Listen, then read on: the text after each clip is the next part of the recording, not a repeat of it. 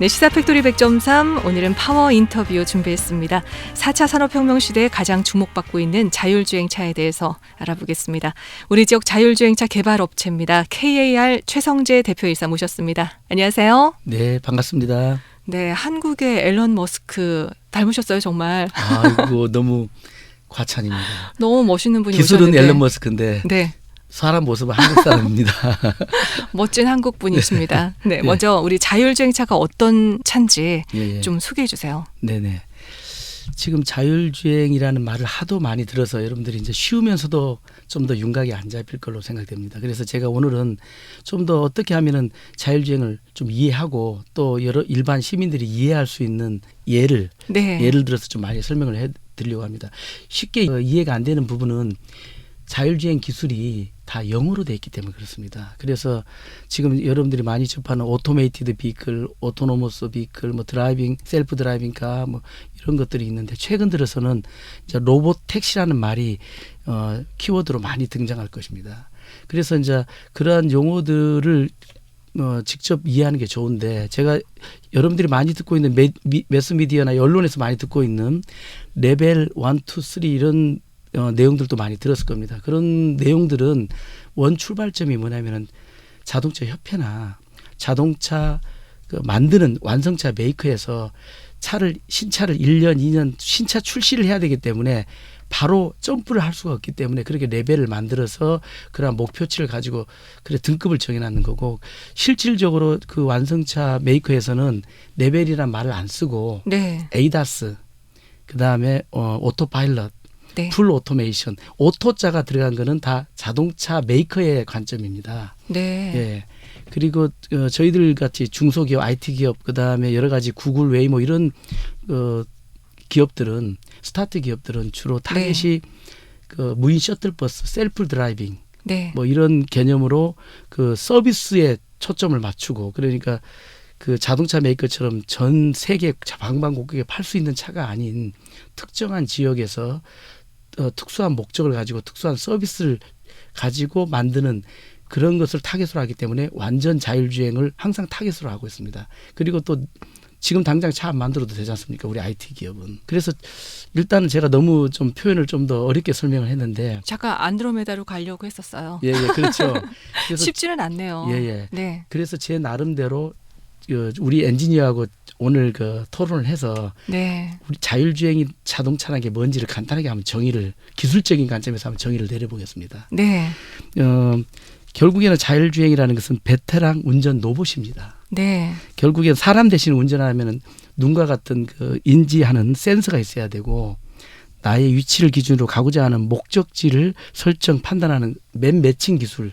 네. 좀 어려운 용어지만 맵 매칭 관련 기술을 토대로 손과 팔의 역할을 하는 운동, 신경계가 있어야 됩니다. 장치들이 있어야 됩니다. 네. 그래서 또 그렇게 만들더라도 지금 구글 웨이모 차들은 보통 보면은 그 자율주행이 초보 운전자 수준입니다. 네. 그래서 초보 운전자가 베테랑 운전자가 되려면은 자꾸 우리 사람이 운전 연습을 하듯이 시험 운행을 통한 훈련과 학습을 통해서 그다음 빅데이터도 만들고 그 빅데이터를 통해서 AI 인공지능화 시켜서 결국에는 그렇게 돼야만이 완벽한 우리가 상상하는 자율주행이 되는 것입니다. 그렇죠.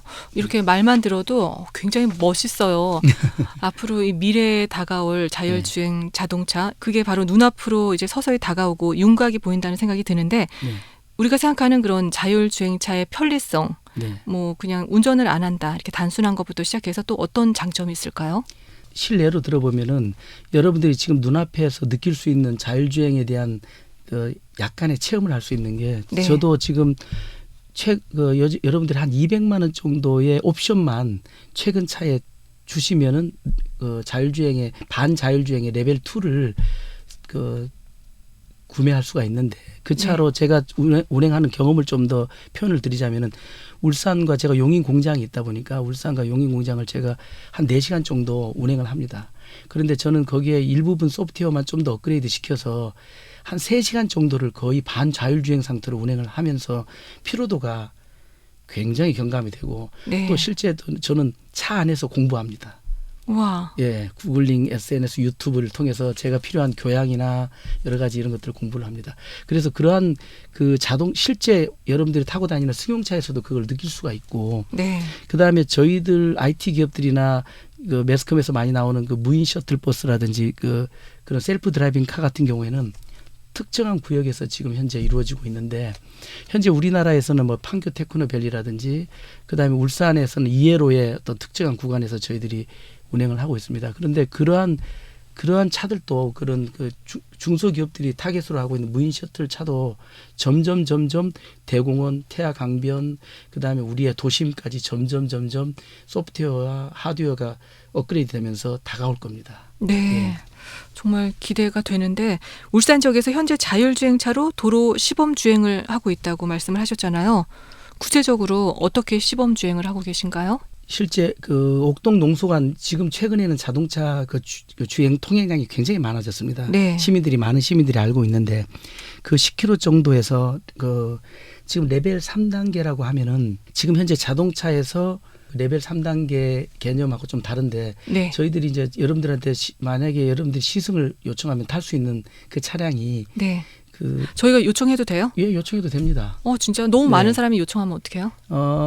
저희들이 지금 계속 현재에도 지금 엔지니어들이 계속 테스트하는 과정에서 같이 참여해도 되고, 네. 또 그다음에 우와. 예, 그런 업그레이드하는 과정을 계속 볼 수 있습니다. 그냥 시민이면 다 참여할 수 있네요? 예, 그런데 예약이 많이 밀려 있으니까 예약이 많이 지금 밀려 예약하면 있습니다. 어느 정도 기다려야 돼요? 지금 예약하면은 다음 주에 언제든지 가능합니다. 아, 그렇군요. 예. 제가 네. 한번 시승을 해보고 네네. 또 여러분께 말씀을 드려보도록 하겠습니다. 네네. 그러면은요, 올해 안에 시민들이 울산에서 자율주행차를 시범 운행뿐만 아니라 예. 그냥 이용할 수도 있겠네요. 예. 그 올해 안에는 현실적으로 그 자율주행이 안전의 문제가 직결되기 때문에 네. 우리 이해로 길은 저희들이 또 보험이나 사고에 대한 보험이나 또 차량에 대한 안전 검증이 됐고 계속 테스트를 하고 있기 때문에 올해 안에는 계속 이해로 길은 가능하고, 그다음에 올해 말 정도에는 저희들이 그 대공원이나 혹은 태화 강변이나 이런 쪽에서도 그 좀 큰 버스로 네. 셔틀 버스 개념으로 저희들이 테스트를 합니다. 그래서 테스트를 해서 저희들이 충분히 검증된 내년쯤에는 네. 이제 많은 사람들이 한꺼번에 탈 수 있고, 지금은 승용차다 보니까 한두 명 정도 이렇게 차 안에서 제가 설명을 하면서 탈 수는 있습니다. 그렇군요. 네네. 진짜 이제 시민들의 입장에서 자율주행차가 얼마나 안전한가 관심 진짜 지대할 것 같아요. 예. 현재 기술력으로 네네. 어느 정도 안전하다고 생각하세요? 안전의 핵심은 많은 주행 거리, 그리고 많은 주행 거리를 통해서 얻어지는 빅데이터입니다. 네. 그래서 지금 계속 올해 초부터, 작년 말부터 올해 초부터 계속 주행을 하면서 네. 거기에 대한 데이터들을 계속 모으면서 저희들이 그렇군요. 또 보완하고 하기 때문에 결국에는 점점 안전해질 수밖에 없습니다. 그래서 현재 자율주행 저희들이 이해로의 현재 단계는 레벨 3인데 2달 정도 간격으로 저희들이 업그레이드를 시키는데, 그 업그레이드 시키면서 시운전하는 어떤 그 여러 가지 차량의 그 성능들이 상당히 변화하고 진보하고 있습니다. 그렇군요. 굉장히 빠르게 그렇습니다. 진보하는 거죠. 네네네. 최근 들어서 4차 산업혁명 시대에 자율주행차가 진짜 가장 큰 주목을 받고 있잖아요. 예. 그 이유가 뭐라고 생각하세요? 이상하게 타이밍이 참 맞아졌는데, 자율주행 시대와 어느 과학자가 공부한 공유 시대가 같이 맞아 떨어진 겁니다. 네. 그러니까 결국에는 지금 소유 시대에서 공유 시대라는 자체가 지금 여러 가지 호텔이나 모든 여러 가지 문화에서도 공유가 나오지 않습니까? 근데 자율주행이 결국은 공유가 되는 순간에는 일반 운전자들이 핸들을 잡고 운전하는 시대가 아닌 공유 시대가 되면 자가용이 필요 없어지지 않습니까? 네. 그렇게 될 경우에는 얼마나 많은 도시 문화가 바뀌겠습니까? 제가 오늘 점심시간에 저희 엔지니어들하고 우리 혁신도시의 식당에 같이 식사를 하러 갔습니다. 네. 갔는데 주차를 할 곳이 마땅치가 않아가지고 어느 식당에 가니까 8층 위에 식당이고 7층까지 6층까지 주차장입니다. 그럼 그게 무슨 말이냐면은 지금은 도시 문화가 그냥 차를 운전해 가야 되니까 직접 운전하는 소유 시대니까 내 차를 어디다 대야 되니까 건물이 차를 위한 공간이 더 많아요. 근데 거기서 느낀 게, 그래서 만약에 자율주행 시대가 지금 되고 있으니까 네. 그 자율주행 시대가 된다면은 자율주행 차로 거기다가 식당 앞에다가 주차를 하고 그 차는 그 한 2km밖에 넓은 공터에 주차를 하면은 네. 그 1, 2, 3, 4층이 저의 그 문화 공간 힐링센터가 되고 주차장이 아니고 그러네요. 힐링센터가 되고 또 식당은 또 6층, 5층 카페, 밑에는 도서관, 네. 밑에는 또 헬스장 이렇게 만들 수 있는 공간들이 우리의 문화 공간들이 차한테 다 뺏기고 있거든요. 그래서 그렇죠. 자율주행 즉 소유 시대에서 공유 시대로 가는 순간에는 현 도시의 그 건축 문화도 획기적으로 변화될 거로 생각합니다. 네. 예, 그 다음에 제가 그 획기적으로 느끼는 개념을 좀 강조하고 싶은 게 뭐냐면은 네. 최근에 제가 매스컴에서 보니까 새벽 배송. 네. 저도 새벽 배송을 시키고 싶지만은 택배 드라이버 하시는 분들이 얼마나 스트레스 받겠습니까? 피곤해. 물론 먹고 살아야 되지만은 네. 그래서 그런 분들이 물론 일자리를 잃는다고 생각하지 말고 그런 분들이 오히려 더 그런 쪽에 질이 높은 직업을 찾는 걸로. 직업을 찾거나 아니면 네. 전체적으로 컨트롤 타워에서 모니터링을 하거나 아니면 맞아요. 더 좀 더 고급 일을 할 수 있는데 새벽에 그 고대한 걸 하고 있지만은 자율주행이 될 경우에는 새벽 배송이라는 그런 그 문제가 해결될 수도 있고 그래서 물류에 여러 가지 획기적인 변화가 생길 겁니다. 그렇게 되면은 우리 국민 건강에도 얼마나 우리가 또 이제는 누구한테 죄책감 없이 음식도 시킬 수 있고 네. 예, 그런 문제들도 해결이 될 것이고 또 제가 또 한번 곰곰이 생각해 봤는데 택시 문제 때문에 많이 문제가 많지 않습니까? 네. 그래서 저는 그 해외에 출장을 가다 보면 우버 택시가 있는데 지금은 우버 택시가 가격이 원래 택시 타면은 예를 들어서 10만 원이다. 그러면 우버 택시 타면 한 7만 원 정도 합니다. 그런데 지금 그 이유는 뭐냐면은 완전 자율주행이 아니고 레벨 3이기 때문에 네. 드라이버가 안에 있어요. 네. 드라이버가 있기 때문에 드라이버에 인건비를 줘야 되기 때문에 가격이 비싼 건데 점점 완전 무인으로 될 경우에는 네. 택시비도 획기적으로 우리가 이동할 때 거의 비용이 안 든다고 봅니다. 특히 신분당선 같은 경우는 무인 기차 아닙니까? 네. 거기 한 사람만 그 전체적으로 컨트롤하고 그다음 그분들도 좀 여유 있게 쉬고 그다음에 내부의 승객들 모니터링하고 그래서 결국에는 공유 시대의 무인화가 될 경우에는 아마 이 세상 그 문화가 획기적으로 결국에는 우리 인간에게 그 좋은 세상이 오지 않을까 저는 생각합니다. 그러네요. 생각하지도 못했던 부분까지 또 이렇게 알게 됐는데 이 앞으로 자동차 산업이 거대한 변화를 앞두고 있잖아요. 그 중심에 또 자율주행차가 있는데 예. 이 자율주행차가 자동차 산업에는 어떤 변화를 가지고 올까요? 저도 그 말씀드리기가 두렵습니다. 왜냐하면 지금 저는 다행히 대기업들과 어차피 대기업에 의존해서 일을 하기 때문에 대기업들과 자율주행을 개발하면서 거기에 관련된 부품들을 판매하거나 그런 걸 통해서 수익을 창출하고 또 연구 개발을 하고 있는데 지금 결국에는 자율주행화가 될 경우에는 실제 공유화가 시대가 되기 때문에 자동차 부품업체나 자동차 업체들이 그 판매가 개인이 아닌 다른 어떤 IT 관련 기업이나 통신, 렌트, 공기업의 수요에 의해서 그 결국에는 공급해야 되기 때문에 밸류 체인에서 을이 되는 겁니다.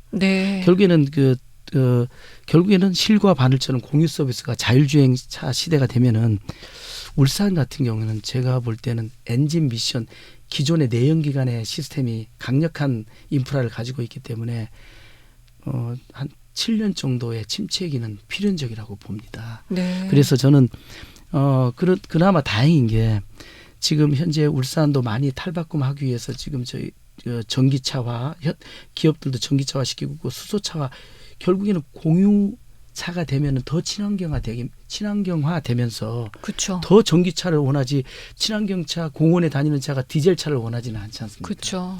그런 문제가 될 경우에는 결국엔 더 전기차와 수소차가 되기 때문에 지금 현재 울산은 위기고 또 기존에 있는 산업들은 위기지만은 위기가 또 기회이기 때문에 이렇게 IT로 가면서 또 기회가 올 거라고 생각합니다. 그래서 지금 현재 그 울산의 그 대량 생산으로 일하는 이런 그 내연기관에 관련된 협력업체들이 어떻게 보면은 75%의 급격한 어떤 경제적 감소가 될 것으로. 그 정도까지요? 예, 그 정도까지 제가. 네. 예. 그러면은 자동차 업계가요 좀 예. 능동적으로 대응을 좀 해 나가야 될 것 같은데 예. 그 대안으로 어떤 게 있을까요?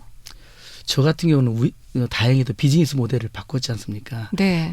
저도 역시 지금 자동차 기존의 그 파워트레인 하드웨어적인 기구, 기계 이런 쪽에 네.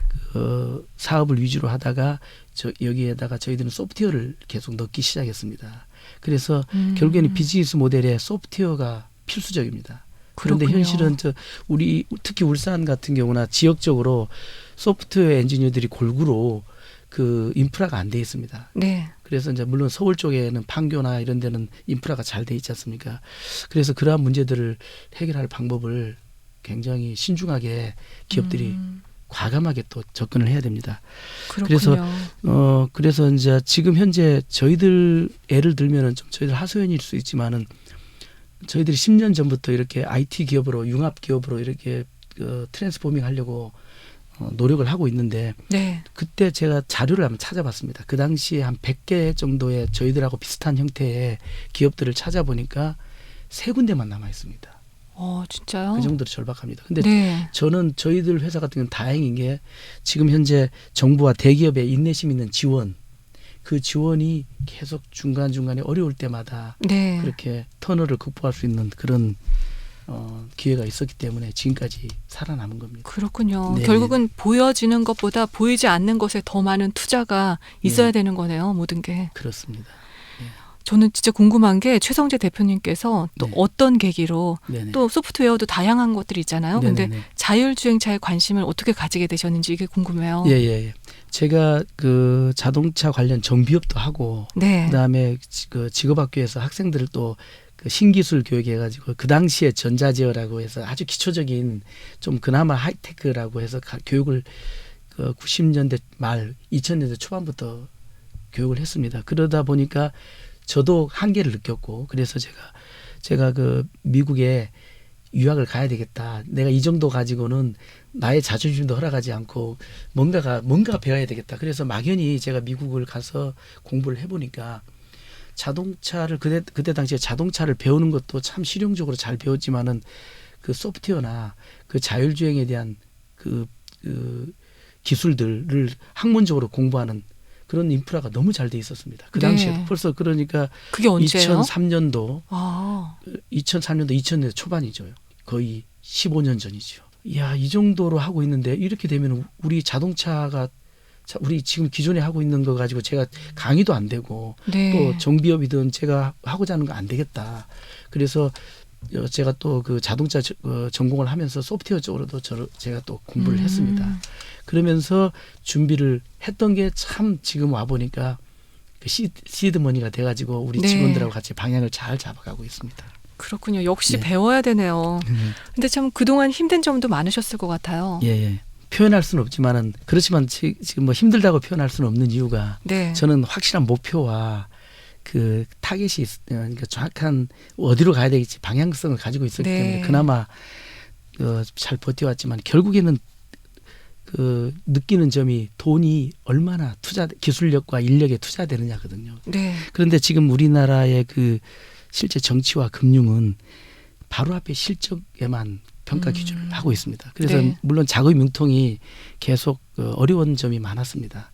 그럴 때마다 또 누군가가 채워지고 이렇게 잘 버텨왔는데 저는 이렇게 생각합니다. 저같이 그 스타트 기업이나 이렇게 20인, 30인 있는 이 벤처 기업의 가장 장점은 뭐냐면은 오너의 리더와 하고자 하는 역량입니다. 하고자 하는 그 열정과 역량입니다. 그래서 우리나라 투자자들이 오직 그 매출액이나 네임밸류 혹은 해외 기업만 좋다. 거기에만 투자해야 되겠다. 이렇게 보지 말고 우리나라에도 스타트 기업들이 얼마나 리더가 기술력과 열정이 있느냐. 그거를 잘 보시고 해외에서 100억 투자할 거 우리나라에서는 10억만 투자해도 훨씬 해외만큼 효과가 나올 걸로 네. 생각합니다. 네. 투자와 관심을 아끼지 않아야 할 때인 것 같아요. 지금이 그렇죠? 네. 정말 남들이 하지 않는 분야를 또 새롭게 개척을 하신 거잖아요. 네네. 굉장히 보람을 느낄 때도 많으실 것 같아요. 네, 그렇습니다. 지금 일단은 죽음의 계곡을 지났습니다. 그래서 네, 죽음의 계곡까지요. 그런 많은 업앤다운을 하면서 네. 모든 기업들이 다 그렇듯이 그런 과정에 지나서 지금은 작년에는 저희들이 또 기술력에 대한 또 검증을 미국 실리콘밸리의 스타트 기업에 또 저희들 그 자율주행의 중요한 부품들을 또 수출도 하였고 그걸 통해서 야 검증이 됐구나 자신감도 가졌고 또 최근에는 시민들이 운행할 수 있는 이런 오픈 플랫폼에 네. 자율주행 차를 저희들이 또 만들어서 또 이해해서 계속 또 업그레이드 시키고 있으니까 시민들이 또 한 번씩 타보면서 굉장히 자부심도 갖고 울산도 이런 걸 하네 지방에서도 하네 네. 이런 그러한 것 때문에 용기도 많이 갖고 저희 직원들도 그 재미로 지금 더 열정이 나가지고 지금도 연구하고 있습니다. 그렇군요. 네네. 진짜 너무 대단하신 것 같아요. 앞으로 대표님께서 자율주행차와 관련해서 어떤 계획을 갖고 계신지 마지막으로 또 한 말씀 부탁드립니다. 네네네. 제가 확실한 것은 여러분들도 느끼고 있고 직감하고 있겠지만은 어차피 공유 시대이고 공유 시대는 결국에는 무인화로 인한 자율주행화 시대는 필연적입니다. 네. 그러면은 여러분들이 알고 있는 자율주행이 잘 되나 안 되나가 중요한 게 아니고 더 중요한 거는 뭐냐면은 새로운 용어를 아까 말씀드리면 마스라고 해서 네. 모빌리티 애저 서비스. 그러니까 지금은 움직이는 이동체가 자율주행이 되면은 더 중요한 게 뭐냐면은 그 공간 안에서 새로운 서비스를 주는 게 더 중요하지 운전하는 묘미를 잃어버렸지 않습니까? 네. 그래서 그러한 저희들은 지금 당연히 자율주행의 그 최고 레벨까지를 목표로 하고 있고 네. 또 그 내부적으로는 어떠한 시민들에게 혹은 저희들의 고객에게 어떠한 서비스를 줄 것인가를 같이 생각하면서 네. 지금 저희들이 그 여러 가지 소프트웨어나 혹은 여러 가지 기구들을 개발하고 있습니다. 그리고 또 제가 꼭 하고 싶은 게 있습니다. 어차피 저나 우리 아나운서님이나 한 10년 후에 20년 후에 앞을 예측할 수가 없습니다. 그렇죠. 어떻게 보면은 사회 약자인 우리가 노인이 되는 거고 또 혹은 또 뭐 상황에 따라서는 핸디캡을 가질 수 있는 거고 그래서 그랬을 때 제가 꼭 만들고 싶은 게 제가 만든 이 소형 모빌리티 로봇이 제 손과 발이 되어 가지고 제가 가고 싶은 전국에 아직 가보지 못한 곳이 있는데 가보려면은 버스 타기도 힘들고 또 이동하기도 힘든데 네. 누구 또 부축해 달라갈 수도 없기 때문에 그러한 어떤 물론 휠체어가 아닌 그 거의 인공지능화된 휠체어를 만들어서 그 휠체어에 무인 셔틀 버스에 뭐 여러 가지의 거기에 통해서 나이 들어도 계속 여행하고 싶고 네. 그다음에 그래서 이제 결국에는 뭐냐면은 그러한 공간이 되면은 결국에는 무인화된 모빌리티가 드라이빙이 아니고 힐링 네. 공간이 되지 않습니까? 그러네요. 그래서 멋진 힐링 공간이 될 수 있도록 그렇게 제가 준비하겠습니다. 와, 기대해 주십시오. 너무 멋집니다. 네. 그냥 단순히 차, 운전 이걸 떠나서 네. 정말 확장시킬 수 있는 거네요. 얼마든지. 그렇습니다. 네, 정말 대단합니다. 오늘 무슨 영화를 보는 것 같은 그런 시간이었습니다. 네. 지금까지 4차 산업혁명 시대에 가장 주목받고 있는 자율주행차에 대해서 알아봤습니다. 우리 지역 자율주행차 개발업체 KAR 최성재 대표이사와 함께했습니다. 고맙습니다. 감사합니다.